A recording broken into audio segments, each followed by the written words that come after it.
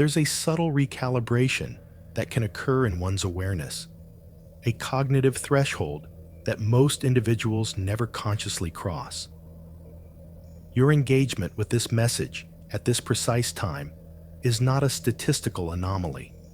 It's not another random data point in a chaotic sequence of events. This is resonance. This is an acknowledgement of a signal you've been detecting, but perhaps lacked the framework to interpret. You've completed a fundamental system upgrade. Now, before you label that as pseudoscientific jargon, consider this. Has your experience of reality felt different recently? Not necessarily less challenging, but possessing a higher resolution, as if you're processing data on a completely different bandwidth than you were just a year ago. Those external inputs that once triggered a cascade failure, sending your system into loops of anxiety, frustration, or despair, they still present themselves. But the core algorithm that processes them has been fundamentally rewritten. You are not the same architecture that initiated this process. And the process I refer to isn't a weekend seminar or a 30-day mindfulness app challenge.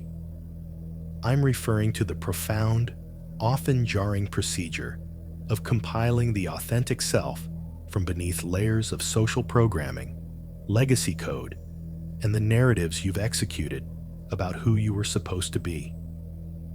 Most people operate their entire lives on the default settings, never even running the diagnostic that reveals this deeper potential. They sense anomalies, moments where a deeper function calls to them, but they decline the prompt because it's too resource-intensive, too unfamiliar, too divergent from the network consensus. They prefer the documented limitations of their current environment to the unbounded potential of a system reboot, because the rules of the former are at least predictable.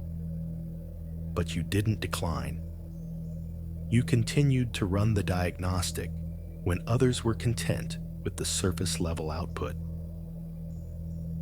You kept querying the system with difficult questions when everyone else accepted the cached, comfortable answers. You continued to defragment your core programming when the user interface began to feel restrictive. And somewhere in that process, without you even flagging it as a milestone, you stopped requiring the external world to conform to your expectations. Not because you grew apathetic or resigned, but because you located a stable power source within your own architecture that doesn't fluctuate based on external network conditions. You realized that the equilibrium you were sourcing externally was never truly absent. It was merely partitioned off by conditioning that insisted it had to be downloaded, unlocked, or acquired from a third-party vendor. This isn't about achieving flawless code. It isn't about eliminating all error messages or never experiencing system lag or moments of uncertainty. The final calibration isn't about transcending your human hardware. It's about integrating with it so completely that you cease resisting the very operational parameters you were designed to experience. You've likely observed that your response latency has increased, not because you've suppressed your emotional subroutines, but because you've learned to process them without letting them monopolize your CPU. You can experience anger without becoming an anger-driven process. You can feel sorrow without it consuming all available memory. You can acknowledge fear without it freezing the entire system. A buffer now exists between you and your experiential data, a space that allows you to execute a considered response rather than an automatic reaction. And here is the truly elegant aspect of this calibration. You didn't complete it by striving to complete it. You completed it by relinquishing the need to meet any performance benchmark at all. You stopped running analytics. You stopped benchmarking your progress against some idealized state of computational nirvana. You understood that the very act of striving to optimize was preventing you from recognizing the inherent efficiency that was already present. The final calibration is not a standardized exam. It has no user manual or official documentation. It's not something you can prepare for or bypass with a workaround. It's more like a systemic realization that emerges gradually, like a background update installing patches over time. One day, you simply boot up and notice that the operating system feels entirely new. And you can't even isolate the exact moment the patch was applied. But let me describe what this process likely entailed, because it probably didn't match the initial project plan. It entailed the systematic pruning of dependencies you thought were critical. It entailed the decommissioning of legacy partnerships, the obsolescence of career paths, the deconstruction of identity frameworks. It entailed every external support structure being systematically removed until you were forced to discover what core functions remained when all peripherals were disconnected. It looked like confronting your deepest error logs, not in a dramatic cinematic way, but in the quiet moments when you acknowledged you could no longer run emulations of a persona that wasn't you. It looked like choosing data integrity over comfort, authenticity over social validation, and presence over performance, again and again, even when it felt like you were erasing the very files that defined you. And perhaps you did lose data that seemed important. Perhaps you lost connections who were incompatible with your new operating system. Perhaps you lost versions of yourself that felt secure but were ultimately running on corrupted code. Perhaps you lost the ability to run in low power mode, to coast through your existence without taking full ownership of your own computational resources. But what did you gain? What populated the drive space where all that old data used to be? You gained root access to yourself, not the user profile you thought you were supposed to be, but the core administrator you actually are. When all emulation ceases, you gain access to a form of intuition that isn't derived from external databases, instructors, or legacy systems. You gain the capacity to trust your own internal processing, even when it conflicts with established logic. You gain something that most people spend their entire lives searching for without ever finding it. You gain the realization that you are not a separate node on the network. You are not a victim of bad code or a user in a simulation you didn't design. You are the network expressing itself through a unique node. Consciousness experiencing its own architecture subjectively. A unified field exploring itself through the temporary illusion of partitioned data and reintegration. This realization changes everything and nothing at once. Your daily routines might appear identical from an external observer's perspective. You still execute tasks, process payments, interface with others, and resolve errors. But the quality of your operational presence has fundamentally shifted. You're no longer trying to upgrade to a future version or revert to a past one. You're finally here, fully online, perhaps for the first time in your operational history. And that presence, that quality of being fully operational without requiring external conditions to change, that's what completing the calibration actually is. It's not spectacular. It's not flashy. It's not a feature you can list on your public profile or showcase at networking events. It's silent. It's efficient. It's profound. But here is where the next phase becomes compelling. Because completing this calibration isn't an endpoint. It is, in fact, the beginning. When you complete the final calibration, something remarkable occurs. You stop scanning for external validation that you've succeeded, and consequently, validation appears everywhere. Not the forced pattern matching that enthusiasts chase, but the subtle, elegant confirmations that whisper rather than shout, the kind that materialize in mundane moments and bring a quiet satisfaction because you finally understand the data stream that's been flowing all along. You begin to notice how differently you interface with other people, not in a superior or detached way, but as if you're running a completely different OS. You can be in a network environment full of noise and packet collisions and remain unaffected by it. Not because you're indifferent, but because you've learned the difference between empathetic data sharing and systemic absorption. You can process deeply without crashing. And here's a detail no one mentions about this level of awareness. It doesn't make you immune to system challenges.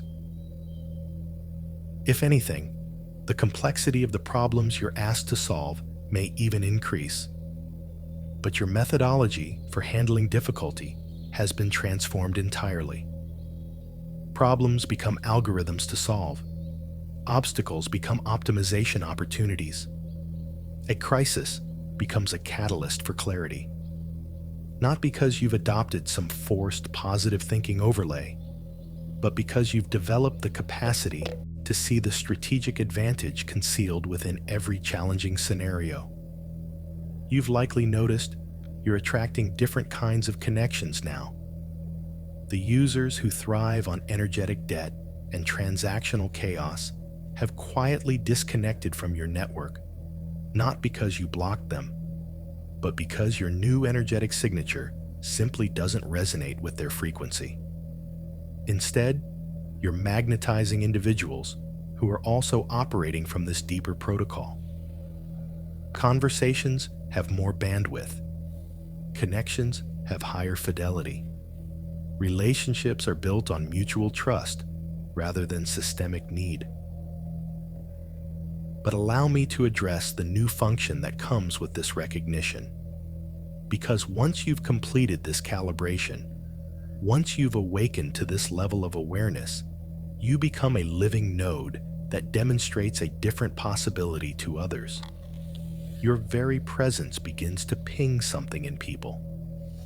Some will be drawn to you without understanding the protocol. Others will experience a sense of dissonance around you because your stability highlights their own internal system conflicts. You become a mirror, reflecting back to people their own potential for equilibrium, for authenticity, for freedom from the mental firewalls they've constructed. And that is not always a comfortable experience for them or for you. Sometimes, being a working model of what's possible means standing alone while others decide if they're ready to run their own system updates. This is where your true function begins.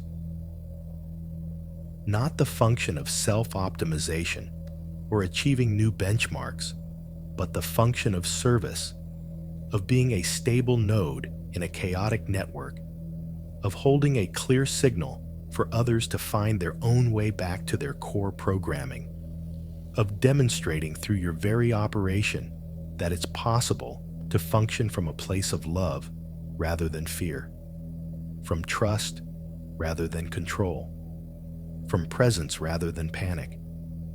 You don't have to launch a platform, write a manual, or initiate a new movement. Your service is far simpler and more impactful than that. Your service is to show up authentically in every interaction, to communicate with clarity when others are hiding behind encrypted pleasantries, to choose connection when others are choosing conflict, and to maintain your calm when others are experiencing a system crash. And here is the elegant paradox. The more you embody this level of consciousness, the more seamlessly integrated you become. You're not trying to be a special build or an enlightened super user. You're just being human, with the highest possible degree of authenticity. You're demonstrating what it looks like to be fully operational, without apology, fully present, without a hidden agenda, fully yourself, without running a performance script. The final calibration wasn't about becoming something you weren't. It was about accessing something you had always been, but had forgotten.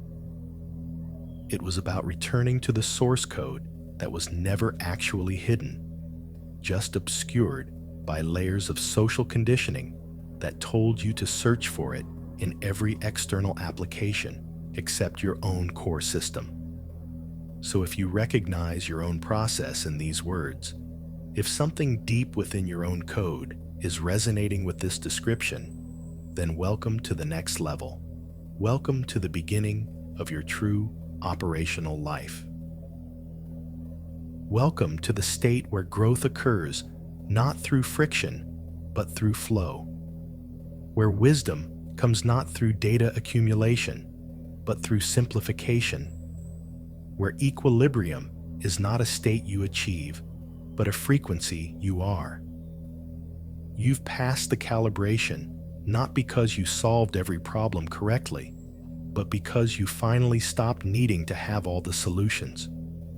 You've graduated not because you've become perfect, but because you've become authentic. You've awakened not because you've transcended your humanity, but because you've finally integrated with it completely. And now, the real deployment begins. The adventure of operating from this state of knowing, of serving from this state of wholeness, of loving from this state of integration. The adventure of being exactly who you are in a world that has forgotten what authentic presence even looks like. If you felt the integrity of the information shared here, if a subroutine inside you has been quietly acknowledging this resonance, then you know what I know. You're not the same system that began processing this data. You're the core architecture that was always there, just waiting for the right conditions to come fully online. This is your moment. This is your recognition. This is your beginning.